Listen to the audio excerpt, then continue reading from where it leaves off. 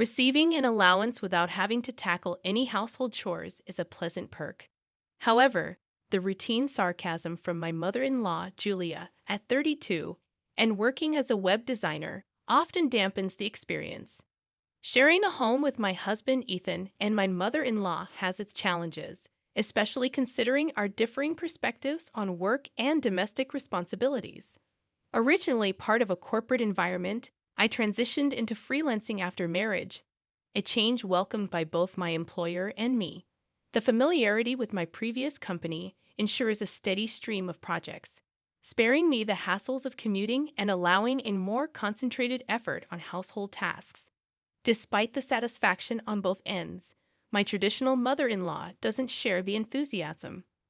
She harbors a belief in the conventional role of a wife as a homemaker, a viewpoint she expresses regularly. Despite my husband's attempts to reason with her, asserting that contemporary couples support each other, my mother-in-law remains resistant. According to her, my freelance work is merely a side job that doesn't contribute significantly to the household finances. Balancing my web design work with household chores during my free time hasn't impressed my mother-in-law. Her dissatisfaction stems from the stark contrast between my non-traditional approach and her expectations of a more conventional housewife. In her eyes, I may be perceived as the outsider who, in her mind, stole her only son. Since my husband's father passed away 5 years ago, my mother-in-law has become increasingly dependent on him. While this seems to slightly bother my husband, there's a subtle satisfaction in his acknowledgement of her reliance.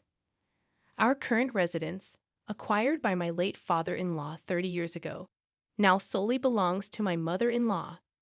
The mortgage was settled through life insurance, and the house layout conveniently accommodates our small family, providing me with a suitable workspace. Despite the occasional tension, our home becomes a gathering place for my mother-in-law's friends, who have been part of the neighborhood for over 3 decades.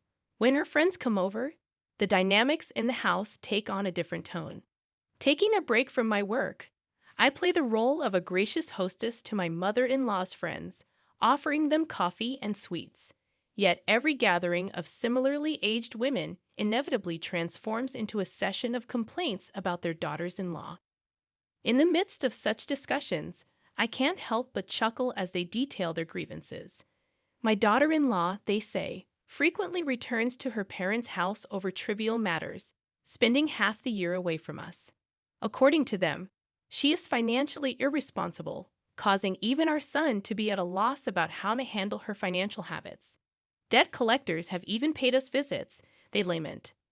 The conversations in my workspace often take a humorous turn, with my mother-in-law's friends seemingly competing over who has the most challenging daughter-in-law.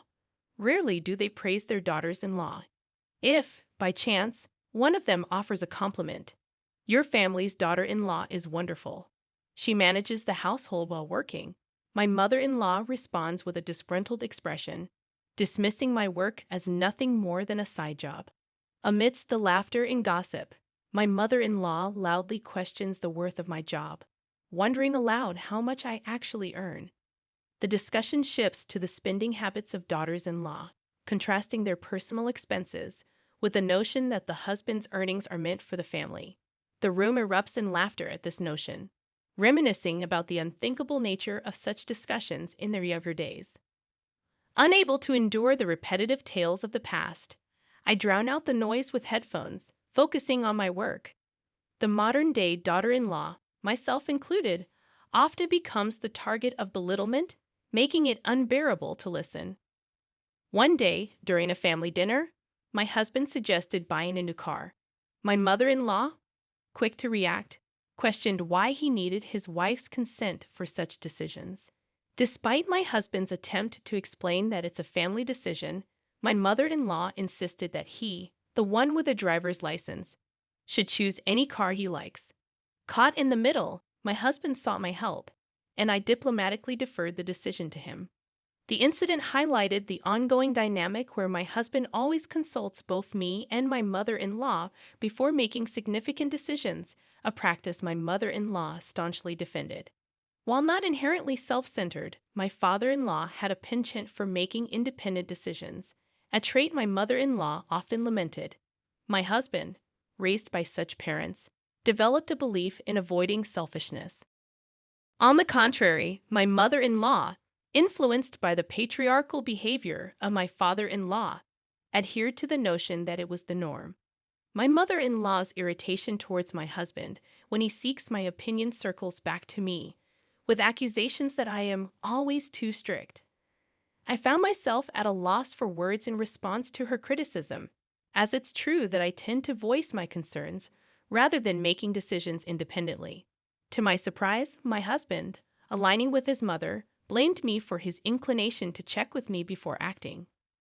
Months into our marriage, I realized that my husband never defended me in front of his mother, even when it was just the two of us. His apologies and claims of prioritizing me seemed less convincing over time. The recent incident of choosing a new car cast a shadow on our relationship. Initially considerate, my husband ultimately failed to support me in front of his mother. Concerns about our future together began to surface, and I pondered alternatives to the current dynamics. I wished my husband would not mistake indecisiveness for kindness, and I longed for my mother-in-law to express her thoughts more directly. A month later, my husband's new car arrived, and the enthusiasm was palpable. The joyous invitation for a drive and the admiration from my mother-in-law turned sour when the cost was revealed: $660,000. Shocked by the extravagant choice, I confronted my husband about the financial implications, only to receive nonchalant responses and an offer to use a loan. My mother-in-law, quick to defend my husband, criticized my complaints about the expenditure, stating that I had given him the freedom to decide. Frustrated, I questioned the feasibility of affording such a luxury, only to be met with my mother-in-law's sharp retort: "It's not like you're paying, so you have no right to complain." Feeling unheard and dismissed, I argued that I contribute to the family income through my work. However, my mother-in-law, with an unusual harshness, questioned the legitimacy of my earnings, asserting that my little side job couldn't possibly match my husband's substantial income of over $100,000 a year. She regarded me with contempt, and just as I was about to assert that my earnings supported us, I noticed my husband had disappeared. Tolerating this treatment for too long, I reached my limit. My mother-in-law's declaration, "A daughter-in-law like you should just get out," echoed in my ears. It wasn't only her putting up with things, and discussing my salary seemed trivial now. Angry at her words and disappointed by my husband's indifference, I felt he was to blame for our dispute, given his usual indecisiveness. Fed up, I declared, "Understood then." I will leave, and headed to my workspace to pack up my computer and essentials. As I left the house, I informed my mother-in-law that I would return for the rest of my belongings later. Her angry gaze followed me, while my husband remained unseen in his room. As my mother-in-law screamed, "When you step into this house again, it will be after signing the divorce papers," I left without responding. Her abusive words, a first-time experience, bewildered me, but I chose not to engage further. Leaving my husband's house, I sought refuge at my parents' home. Surprised, my mother inquired about what had happened. Unable to specify, I lamented my lack of judgment and how my husband, who once cherished me deeply, had changed. Sharing the interactions with my husband's family with my parents brought some relief. With no children in the picture, my mother advised me to consider divorce sooner rather than later, given my financial independence. Over the weekend, with my father's help, I moved my belongings out of my husband's family home. My husband and mother-in-law remained elusive. Standing in front of my husband's room, I quietly spoke, "You took care of me for a long time. Can you sign the divorce papers?" Slipping the documents under the door, I heard his indifferent voice, "I've signed it. We're done here," as the divorce papers were returned to me. Ending my marriage without a word to my mother-in-law left me with a lingering sense of sadness. After 2 years in a house filled with few happy memories, I decided to quietly leave and head to the city office to submit the divorce papers. If a piece of paper could resolve everything, then all the better. The plan was to stay at my parents' house for the time being and continue my work there as I prepared to embark on a new life alone. As I geared up for this solo journey, my mother suggested I stay with them for a while, stating it would be less worrying than living alone. My father, too, voiced his concerns, warning that Ethan and his mother could unpredictably show up at my place. Although I initially considered such scenarios unlikely, life at my parents' home proved comforting. Thankfully, my job flexibility allowed me to work from anywhere, so I decided to extend my stay at my parents' house for a while. 2 months passed, and just as my ex-husband and mother-in-law were fading into distant memories, an unknown number flashed on my phone. Initially hesitant, I thought it might be a mistake, but after repeated calls, I answered only to find my ex-husband's frantic voice on the other end. "Why didn't you answer the phone?" he asked, sounding confused, ready to end the call. I responded that since there was no need for us to interact anymore, I would hang up. His next question caught me off guard. "Wait a minute, why isn't my smartphone working?"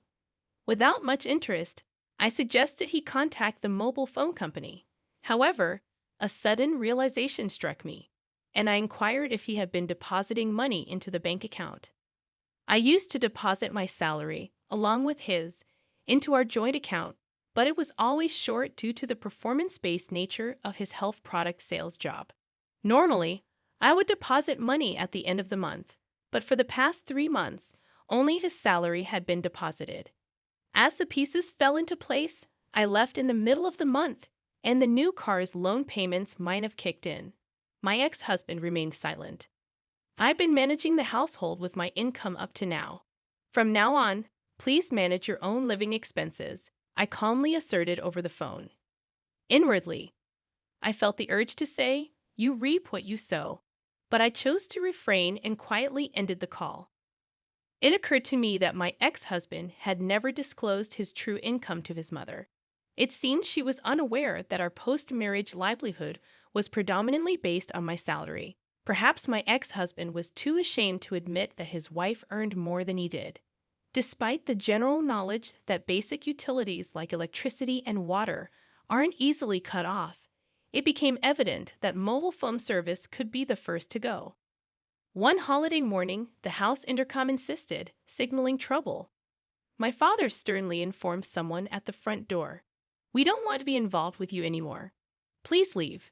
Sensing something serious, I rushed to the entrance with my mother. My former mother-in-law's voice sounded from the intercom, requesting a moment to talk. Tensing up, I faced her, and just as my father predicted, she had come to our home. Anger filled her face as she exclaimed upon seeing me. She blamed me for not making the monthly deposit, resulting in the electricity and water being cut off. We were all stunned by this revelation, unsure of what she meant. My ex-husband, attempting to intervene, declared, "Mom, stop it. Julia is no longer involved with us." However, his mother brushed off his hand, continuing her rage. "Ethan earns $5,000. How can this happen?" I corrected her quietly, revealing that the $5,000 was actually my income. Shocked by my declaration, she turned to my ex-husband. He admitted, almost inaudibly, that his take-home pay was about $500. My former mother-in-law stared at me in astonishment, and I clarified that my income was not just from an allowance but a regular job. She then asked about Ethan's take-home pay, and he responded, "About $500.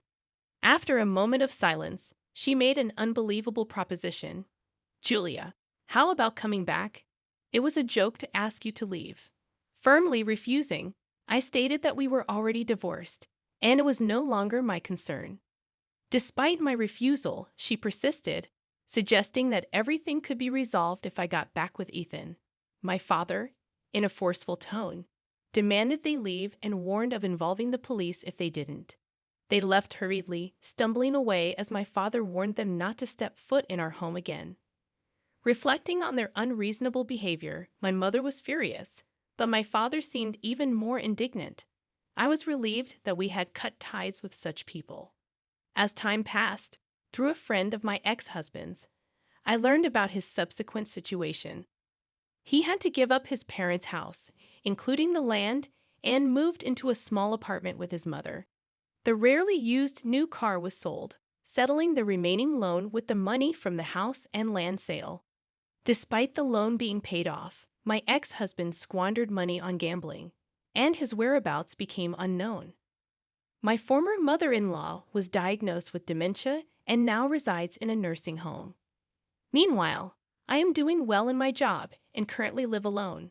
Recently, I started dating a man I met through work. He understands that I was previously married, and he is committed to his job, not relying on his spouse's income or indulging in extravagant purchases like my ex-husband did. While we haven't discussed marriage explicitly, I feel that we have a serious future together.